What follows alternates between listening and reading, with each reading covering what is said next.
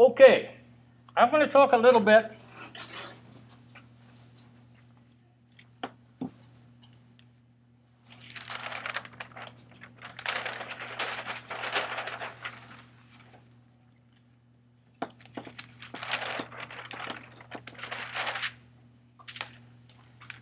See, some of you are wondering if I'm getting ready to collapse now. I seem to have lost my orientation.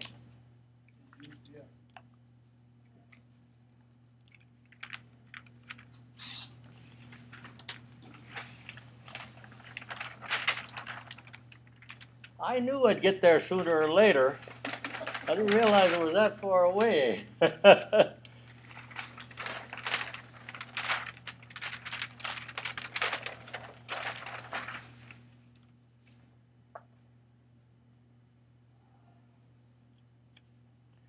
Okay, you all should have a lesson plan there that has a 6 up in the corner followed by another number.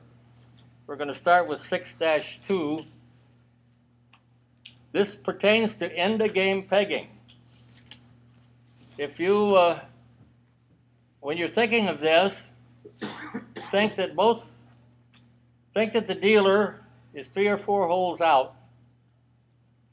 The dealer averages 3.8 pegs if he's a pretty good pegger, 4.0 if he's very good, 3.2 if he's typical. So 3 or 4 pegs out on the average hand, the dealer's going to peg out. So as the non-dealer, there's certain basic assumptions that you need to make. One is that unless it appears the only way you can win the game is to peg, you don't worry about keeping pegging cards. You keep enough points to get out. If you need 4 points and you're counting first, why worry about the pegging if you got 4? In fact, the safe thing to do is to stay away from the pegging. The dealer has the advantage in pegging, so why give them a chance to win? Play away and count your 4 and win the game. Now, in some situations, you might have just really lousy hand and only have 2 points. If you only have 2 points, then certainly you want to keep the ones that are likely to peg. But, so keep enough to count out, counting first. Don't get in your mind that you can out-peg the dealer. Can't be done. There are only 3 or 4 hands in cribbage that even give you a chance to do that.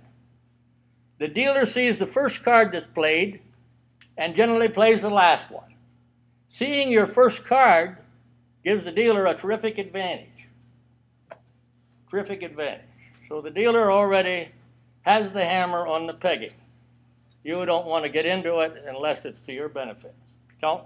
Hold enough to get out, counting first. RAS? Yeah. Have you any statistics about the average point contribution that a starter contributes, adds to a hand? I do, and the question is, do you have any statistics that show how many points the starter card adds to the possible hands? Yes, but we won't get there tonight. Okay. But I'll do something for you along those lines. Just as a general rule, in response to your question, the starter card adds more to the value of 2 cards in sequence than it does to a pair, because the 2 cards in sequence can be hit on either end, or you can hit one of the pair. See. So as a general rule, if you're just looking at how much the starter card will add to the value, it is more likely to increase the value of 2 cards in sequence than it is a pair, if that is of any use. Yeah. Okay. But an important thing, when you're counting first, and you need 6 points to get out, don't hold 3 5s and a queen. Hold a 3, hold a 2. Hold anything that you can lead at the start. You don't want to get in a pegging war. As a rule, keep no more than enough to get out. When you keep tightly bunched cards, or cards that are predictable, you increase the chance the dealer will steal the game by pegging. So I see people lots of times. Of course, we have a 24 pot, which distorts the game a little, because people who'll pick up 2 4s and a 5 6 will keep it even though they only need 4 points to get out, figuring they might have a chance to get the 24 pot. And what have you, they don't get the 24 pot generally. And besides that, they lost 2 or 3 games during the course of the night because they was going for the damn thing. Excuse me. So hold enough points to get out. You don't need to impress your opponent with a 24 hand if you just need 3. Much better to hold the 3. Now, what's the advantage? I saw somebody last week and I got on their case. I mean, the dealer only needs 4 points to win the game. Pegging. The other person, it's like 3 holes out. And they got a 6, 9, and a 3 and a queen, and it's a lousy cut. But they do have 2. They do have 2, a 6, 9, 3. What is the safest lead in that hand if you don't want the dealer to peg out? The 3, yeah. What can I do with the 3? Pair it, and if I do, you get to play your 9 for 15. So the 3 can only be scored on by playing another 3. How many 3s are there? Okay, so there are 3 cards that could possibly score on my 1 tray. 3. There are 3 cards that could do that. They all look like a 3. If I lead the 6, how many cards are there that could score on it? I've got 1 9. So as far as I know, there's 3 6s out there and 3 9s. So there's 6 cards available that could score on it.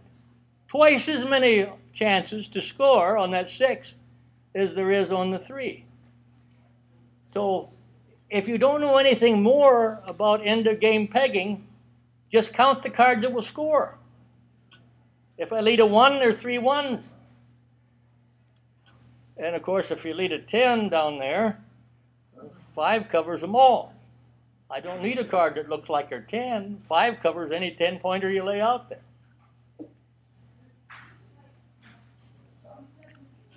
If available, lead from a pair or a triplet. It's always much safer. If you've got 2 3s down there, lead from the 3s. If you've got 2 4s, lead from the 4. So you'll cut the chances a whole lot that I can do anything with your lead. And I may be close enough if you take the pair, I'm going to take the triple for 6 and be out anyway. So those are the things, the non-dealer, the person that doesn't have the crib, those are the things that should be going through their mind in a close end-game situation. How many of you remember your discards? I got to tell you, we got a strong club. But in our club, there's probably 5 people out of 45 that remember what they put in the crib. Oh, that is really tough. I mean, you only have to remember 2 cards. The rest are in front of you. The starter cards laying on the deck, and these other 4 are looking you right square in the eyeball. How many of you are pinochle players? Yeah. Hey, if you're a good pinochle player, you know where all these cards amount to. How many are out and where they might be. And you saw them in the bell. Yeah. Knowing where 2 of them is no help at all if you're a pinochle or bridge player. But here, all you got to do is remember 2. The 2 you threw away. It's very important. Because to count, you might remember that you threw away a 3. Knowing that, you might make the count 12 rather than 11. See? But if you don't remember it, well, who knows what you'll put out there. Okay? So remember what it is that you throw away. Very important in the pegging game, and particularly in an end-game situation where the outcome of the game. It's important other places on the board too, but very important in the end of the game. Faking a flush. If you can't